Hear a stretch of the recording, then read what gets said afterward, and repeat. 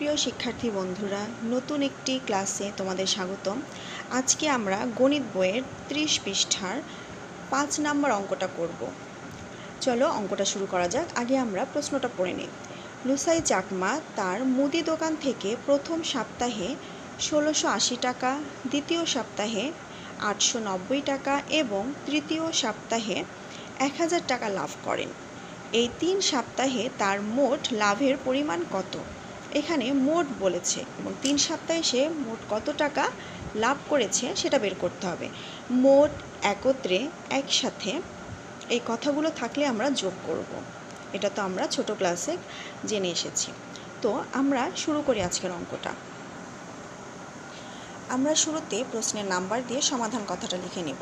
এরপরে লিখব প্রথম সপ্তাহে লাভ করেন 1680 টাকা, দ্বিতীয় সপ্তাহে লাভ করেন 890 টাকা এবং তৃতীয় সপ্তাহে লাভ করেন 1000 টাকা। সংখ্যাগুলোকে আমরা যোগ করব, 0 0 0 হবে। 8 আর 9 যোগ করলে হয় 17, 17 7 লিখব, হাতে আছে 1। 6 আর 8 যোগ করলে হয় 14, হাতে রাখে 15, 15 5 লিখেছি, হাতে 1 আছে। এরপরে 1 আর 1 2 আর হাতে রাখে 3।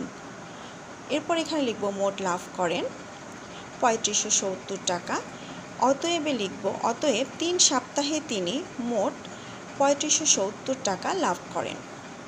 এরপরে দিব উত্তর 3570 টাকা। আমাদের অঙ্কটা হয়ে গিয়েছে। ধন্যবাদ।